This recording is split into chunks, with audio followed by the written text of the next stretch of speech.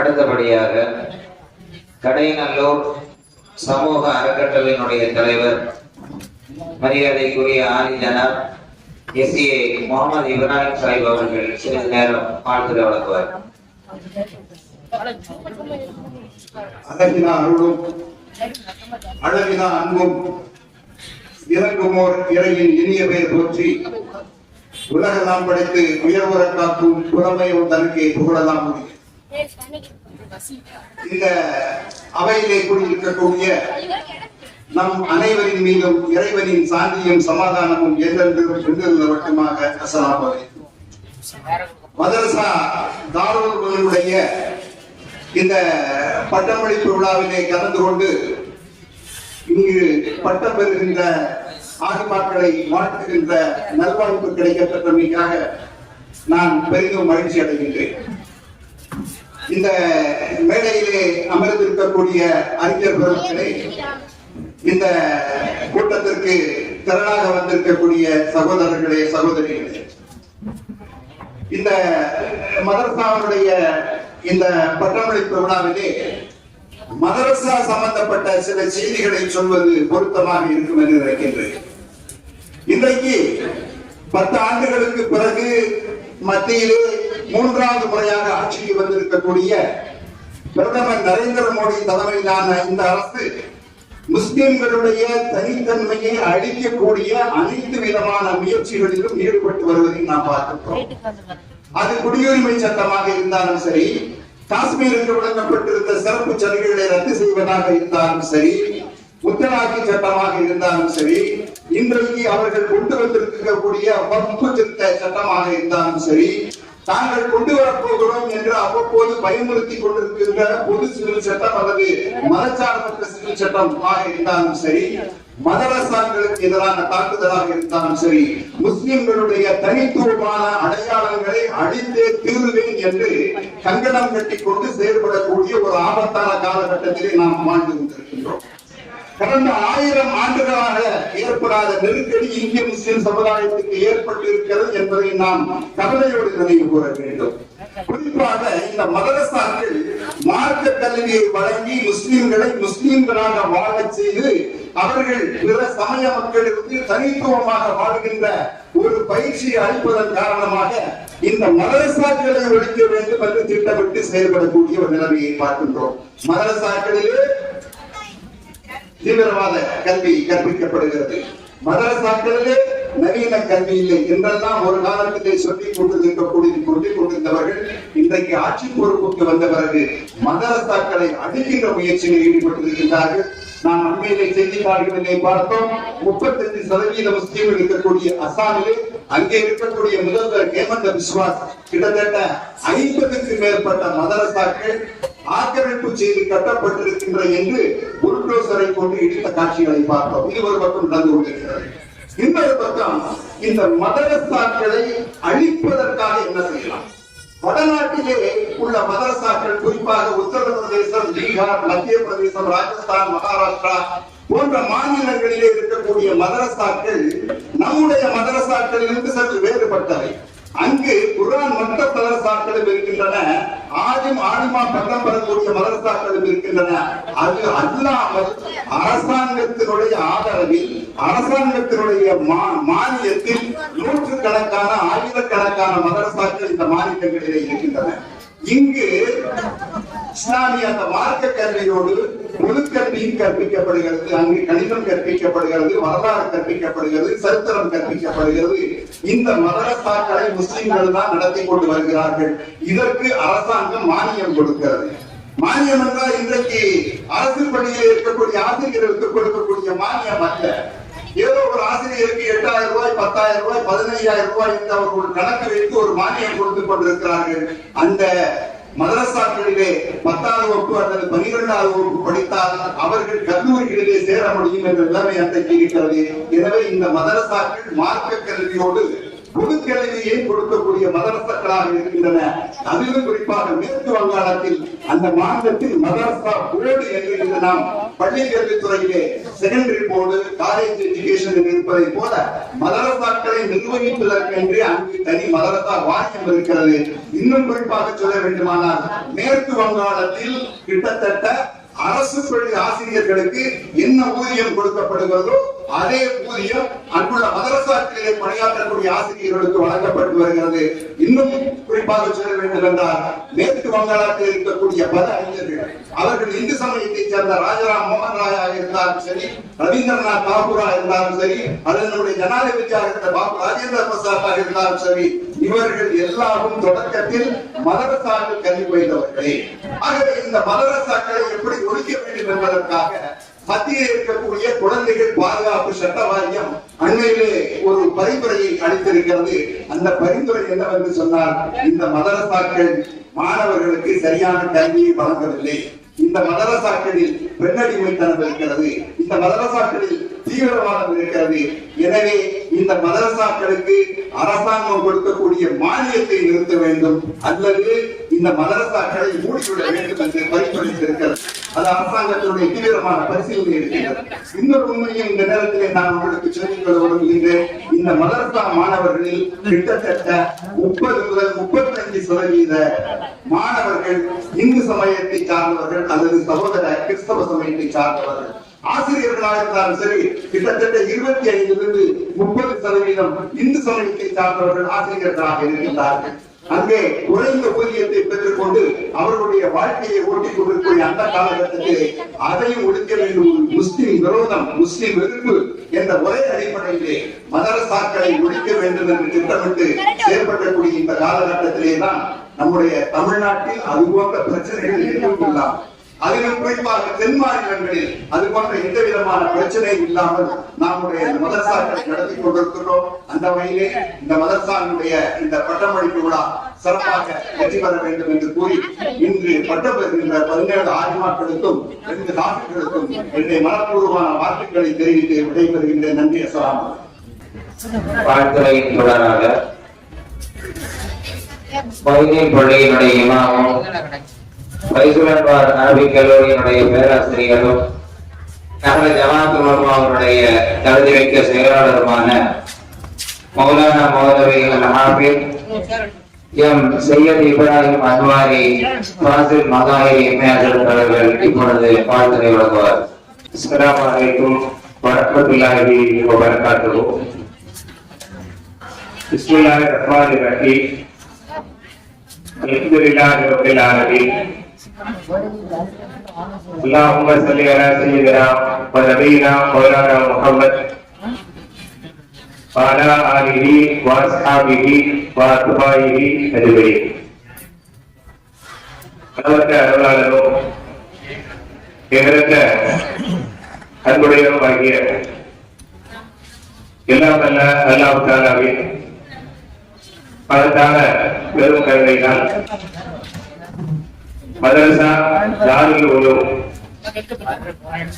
ஆண்டு விழா மற்றும் பட்டமளிப்பு விழா 2 நாட்களாக சிறப்பாக சீராக நடைபெற்றுக் கொண்டிருக்கின்றது. அந்த நிகழ்வின் இறுதி நிகழ்வாக தற்போது பட்டமளிப்பு விழா நடைபெற்றுக் கொண்டிருக்கின்றது. அல்ஹம்துலில்லாஹ், சிறப்பான இந்த நிகழ்ச்சிக்கு தலைமை தாங்கி நடத்தி கொண்டிருக்கின்ற இந்த மதரசாக்களின் தலைமை ஆசிரியர், பிலால் மஸ்ஜிதினுடைய தகுதி வாய்ந்த இமாம், கடையநல்லூர் வட்டார ஜமாத்துல் உலமா சபையின் துணை செயலாளர், இன்று பன்முகத்தன்மையோடு நம் அனைவருடைய நல்ல துவாக்களை பெற்று பணியாற்றிக் கொண்டிருக்கின்ற மௌலானா ஃபரீத் அப்துல் காதர் பாக்கவி ஹஜ்ரத் அவர்களே, எனக்கு முன்னால் வாழ்த்துரை வழங்கிய மௌலானா அஸ்கர் அலி ஜமாலி ஹஜ்ரத் அவர்களே, நம்முடைய எழுத்தாளர் அண்ணன் சையத் இப்ராஹிம் அவர்களே, எனக்கு பின்னால் சிறப்புரையாற்ற பதவி தந்துள்ள தமிழ் மாநில ஜமாத்துல் உலமா சபையினுடைய துணைத் தலைவர், கம்பம் வாமன் பள்ளிவாசலுடைய இமாம் மரியாதைக்குரிய மௌலானா அலாவுதீன் இஸ்மாயி ஹதரத் அவர்களே, சரணு வழங்கி ஆசிரியரை வழங்க இருக்கின்ற பைத்துல் அன்வார் அரபிக் கல்லூரியின் பேராசிரியர் அரசராவரம் ஜும்மா பள்ளிவாசல் இமாம், எங்கள் மரியாதைக்குரிய ஆசிரியர் தந்தை மௌலானா காஜா முஹியுத்தீன் முனீரி ஃபாசில் உமரி ஹதரத் அவர்களே, பிலால் மஸ்ஜித் ஜாலுல் மதரசாக்களின் நிர்வாக குழுமங்களே, இங்கே திரளாக வருகை பெற்றுள்ள உலமா குழுமங்களே, பெரியவர்களே, தாய்மார்களே, சகோதர சகோதரிகளே, பட்டம் பெறுகின்ற ஆலிமாக்களே, ஹாபிலாக்களே, உங்கள் அனைவருக்கும் இந்த நல்ல நேரத்தில் என்னுடைய இனிய சலாமை மீண்டும் ஒருமுறை காணிக்கையாக்குகிறேன். அஸ்ஸலாமு அலைக்கும் வரஹ்மத்துல்லாஹி வபரகாத்துஹு. அன்பிற்குரிய அல்லாஹ்வின் நல்லடியார்களே, அனஸ் ரலியல்லாஹு அன்ஹு அவர்கள் அறிவிக்கிறார்கள், ஒருமுறை ஒரு கிராமத்து மனிதர் அகிலத்தின் அன்புடையான அண்ணலம் பெருமானார் ஸல்லல்லாஹு அலைஹி வஸல்லம் அவரிடத்தில் வந்து, அல்லாஹ்வின் தூதர் அவர்களே, கியாமத்து நாள் எப்பொழுது வரும் என்று எனக்கு நீங்கள் அறிவித்து தாருங்கள் என்று கேட்டார். அதற்கு நபிகள் நாயகம் ஸல்லல்லாஹு அலைஹி வஸல்லம் அவர்கள் கியாமத்து நாள் இப்பொழுது இந்த நாளில் இந்த நேரத்தில் வரும் என்பதாக சொல்லவில்லை. ஏனென்றால் அது எப்பொழுது வரும் என்பது அல்லாஹ்வுக்கு மட்டும்தான் தெரியும். அவரை தவிர வேறு யாருக்கும் அது தெரியாது என்ற காரணத்தால் அவருக்குரிய பதிலை நபிகள் நாயகம் ஸல்லல்லாஹு அலைஹி வஸல்லம் அவர்கள் சொல்லாமல், ஒருவேளை கியாமத்து வந்தால் அதற்காக நீங்கள் என்ன தயார் செய்து வைத்திருக்கிறீர்கள் என்று கேட்டார்கள். அப்பொழுது அந்த கிராமத்து மனிதர் சொன்னார், அல்லாஹ்வின் தூதர் அவர்களே, நான் பெரிதாக எந்த அமல்களை நான் தயார் செய்து வைத்திருக்கவில்லை. ஆனால் அதே நேரத்தில் நான் அல்லாஹ்வையும் அல்லாஹ்வுடைய தூதரையும் நான் விரும்புகின்றேன், அவர்களை நேசிக்கின்றேன் என்பதாக சொன்னார். அந்த பதிலை கேட்ட அண்ணலம் பெருமானார் ஸல்லல்லாஹு அலைஹி வஸல்லம் அவர்கள் சொன்னார்கள், நீங்கள் அல்லாஹ்வை அல்லாஹ்வுடைய நேசரை நேசிக்கிறீர்கள் என்று சொன்னால் அந்த மகன் அன்பத்த, நீங்கள் யாரை நேசிக்கிறீர்களோ அவர்களோடு இருப்பீர்கள் என்று சொன்னார்கள். அன்புக்குரிய அல்லாஹ்வின் நல்லடியார்களே, இந்த வாசகத்தை நாம் சிந்தித்து பார்க்க வேண்டும்.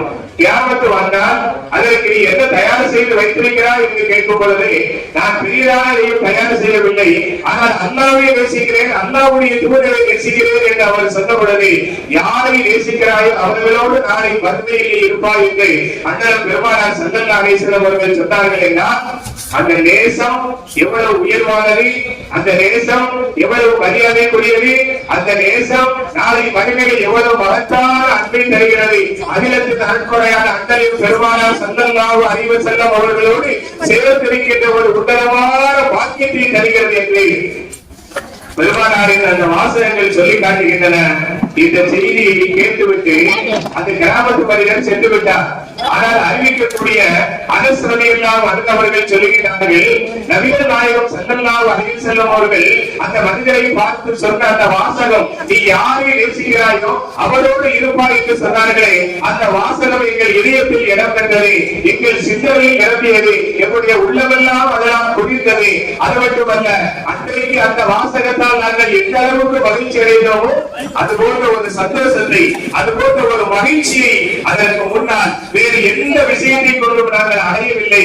ஏனென்றால் அந்த வாசகம் எங்களுக்கு அவ்வளவு உயர்வான சந்தோஷத்தை கொடுத்தது என்று சொல்லிவிட்டு அவர்கள் சொல்லுகிறார்கள், நான் அல்லாஹ்வை நேசிக்கிறேன், அல்லாஹ்வுடைய தூதரை நேசிக்கிறேன், அபூபக்கர் சித்தீக் ரலியல்லாஹு அன்ஹு அவர்களை நேசிக்கிறேன், உமர் இப்னு கத்தாப் ரலியல்லாஹு அன்ஹு அவர்களை நேசிக்கிறேன்.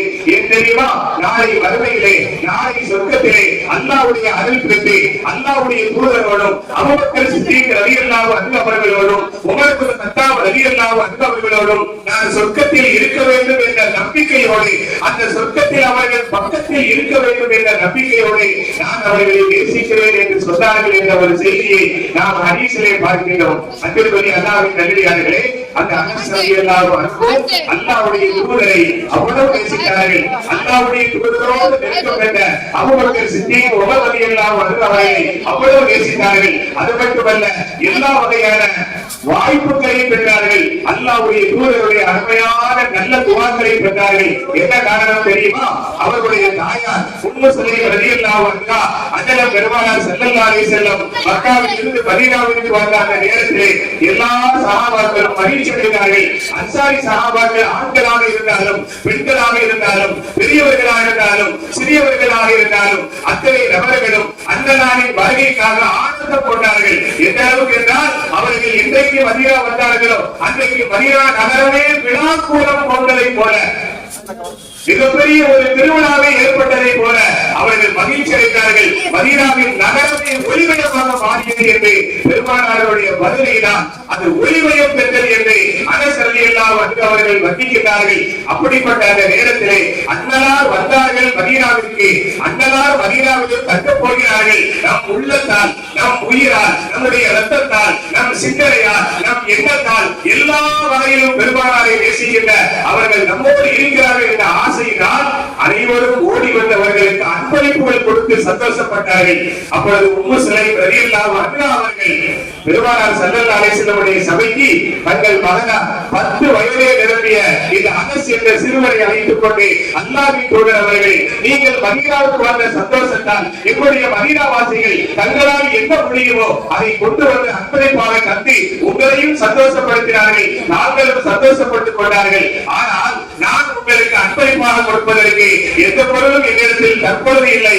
ஆனால் என்னுடைய மகன் அன்பு பிள்ளை, செல்ல பிள்ளை, அறிவு நிறைந்த சுறுசுறுப்பான என்னுடைய அன்பு மகன் அனஸை உங்களுக்கு அன்பளிப்பாக தருகிறேன், அவரை வைத்துக் கொள்ளுங்கள் என்பதாக உங்களுக்கு என்ன வேலைகள் செய்ய வேண்டுமோ கட்டளையிடுங்கள், அந்த வேலைகளை சரியாக சீராக செம்மையாக செய்து முடிப்பார் என்று தன் மகன் எவ்வளவு சுறுசுறுப்பானவர், தன் மகன் எவ்வளவு சரியாக நடக்கக்கூடியவர் என்பதையெல்லாம் சொல்லி நபிகள் நாயகம் ஸல்லல்லாஹு அலைஹி வஸல்லம் கையில் ஒப்படைத்தார். அந்த 10 வயது பாலகர் பெருமானார் கையில் ஒப்படைக்கப்பட்டார். அதற்கு என்ன காரணம் தெரியுமா? பெருமானாருக்கு தேவையான வேலைகள் செய்வது என்பது வெளியேற்றமான காரணமாக இருந்தாலும் உம்மு சுலைம் ரலியல்லாஹு அன்ஹா அந்தரங்கமாக தன் உள்ளத்தில் நினைத்த காரணம் என்ன தெரியுமா? பூவுடன் சேர்ந்த நானும் வழக்கு வைப்பார்கள். பெருமானார் ஸல்லல்லாஹு அலைஹி வஸல்லம் ரோஜாவை விட மலர் கமலும் அருமையான மனத்துக்கு சொந்தக்காரர்கள், அருமையான குணத்துக்கு சொந்தக்காரர்கள். அவர்களோடு என் பிள்ளை பழகினான், அவர்களோடு என் பிள்ளை பக்கத்தில் இருந்தால், அவர்கள் சொல் பேச்சு கேட்டு என் பிள்ளை நடந்தால் என் பிள்ளையும் நாளை இந்த உலகத்தில் மறப்பான், என் பிள்ளையும் இந்த உலகத்தில் நாளை சிறப்பான், என் பிள்ளையும் நாளைய சமுதாய நினைவு கூறுகின்ற நற்பெயரை பெறுவார் என்ற எண்ணத்தில் அந்த தாயார் விட்டு சென்றார்கள். அந்த வாய்ப்பும் அந்த எண்ணமும் வீண் போகவில்லை. 10 வருடங்கள் கழித்து அதே உம்மு சுலைம் பெருமானார் ஸல்லல்லாஹு அலைஹி வஸல்லம் அவர்கள் சபைக்கு வந்து அல்லாஹ்வின் தூதரே, அனஸ் என் மகன் என்று அன்றைக்கு சொன்னார்கள். இன்றைக்கு அனஸ் உங்கள் பணியாளர், உங்கள் சேவகர், உங்கள் செல்ல பிள்ளை, அவருக்காக துஆ செய்யுங்கள் என்றார்கள். அண்ணலும் பெருமானார் ஸல்லல்லாஹு அலைஹி வஸல்லம் அந்த இடத்தில் துஆ செய்தார்கள். அல்லாஹு அக்ஸிர் மாலஹு வ வலதஹு வ பாரிக் லஹு மா ஆதைதஹு. யா அல்லாஹ், அனஸுக்கு செல்வத்தை அதிகமாக கொடு, பிள்ளை செல்வங்களை அதிகமாக கொடு, எதையெல்லாம் கொடுத்தாயோ அதில் நீ பரக்கத் செய் என்பதாக நபி அவர்கள் துஆ செய்தார்கள். இன்றைக்கு வரைக்கும் அனஸ் ரலியல்லாஹு அன்ஹு அவர்களை இந்த உலகம் போற்றுகிறது. அதற்கு காரணம் பூ என்ற, ரோஜா என்ற, மலர்கள் என்று எத்தனை வகை உண்டுமோ அத்தனை வகையான வாசங்கள் ஒட்டுமொத்தமாக தன் உள்ளத்துக்குள்ளே, தன் உடலுக்குள்ளே கொண்டிருந்த பெருமானார் ஸல்லல்லாஹு அலைஹி வஸல்லம் அவர்களோடு அனஸ் சேர்ந்திருந்தார்கள். அதனால் அவர்களும் வாழ்க்கையில் மணந்தார்கள் என்று வரலாறு சொல்லுகிறது. ஒரு தாய், ஒரு தந்தை, ஒரு பெற்றோர் எப்படிப்பட்ட எதிர்காலத்தை தங்கள் பிள்ளைகளுக்காக சிந்திக்க வேண்டும் என்பதற்கு இந்த சம்பவம் எடுத்துக்காட்டாக இருக்கிறது. அதுபோலதான் இங்கே பட்டம் பெற இருக்கின்ற 17 ஆணிமார்களாக இருக்கட்டும், ஆபிலா பட்டம் பெறுகின்ற இந்த செல்வங்களாக இருக்கட்டும், ஒவ்வொருவரும் தங்கள் பிள்ளையின் எதிர்காலம் அல்லாஹ் விரும்பியதை போல, அல்லாஹ்வுடைய தூதர் விரும்பியதை போல மார்க்கத்தை கற்று மார்க்கத்திற்கு நடந்து மற்றவர்களுக்கு வழிகாட்டுகின்ற முன்மாதிரிகளாக ஒளி விளக்குகளாக திகழ வேண்டும் என்பதாக அவர்கள் எண்ணித்தான் இங்கு சேர்ந்தார்கள். அந்த எண்ணத்தை அல்லாஹ் கபூல் செய்தான், அந்த நியத்தை கபூல் செய்தான். அவர்கள் சேர்ந்தது முதல் இறுதி வரை படித்து இன்றைக்கு பட்டம் பெறுகின்ற பாக்கியம் பெற்றிருக்கிறார்கள்.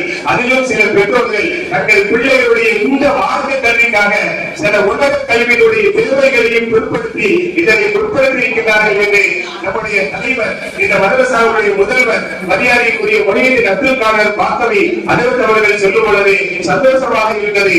அதிலும் குறிப்பாக அவர்கள் மகன் அவர்களிடத்திலேயே குர்ஆனை நிறைவு செய்து அவர்களிடத்திலேயே ஆஃபீஸ் பட்டம் பெறுவது மிகப்பெரிய பாக்கியம். அல்லாஹ் இந்த பட்டம் பெறுகின்ற மாணவ கண்மணிகளை அல்லாஹ் கபூல் செய்வானாக. அவர்கள் பெற்றிருக்கும் கல்வியை கபூல் செய்வானாக. அந்த கல்வியினால் அவர்களுக்கும் அவர்களை பெற்றவர்களுக்கும் அவர்களுடைய உற்றார்களுக்கும் அவர்களோடு துணை நின்ற மற்றவர்களுக்கும் இந்த சமுதாயத்திற்கும் சிறந்த பலனை தந்து இந்த கல்விக்கு உதவியாக இருந்த உடலாலும் பொருளாலும் உள்ளத்தாலும் உதவியாக இருந்த எல்லா நன்மக்களுக்கும் அல்ல நிறைந்த வணக்கத்திலே தந்த அருள் புரிவானாக என்று துவா செய்தவனாக வாய்ப்புக்கு நன்றி கூறி விடைபெறுகின்றேன். வாக்குறவானாம் அல்ஹம்துலில்லாஹி ரப்பில் ஆலமீன். ஸலாம் அலைக்கும் வ ரஹ்மத்துல்லாஹி வ பரகாத்துஹு.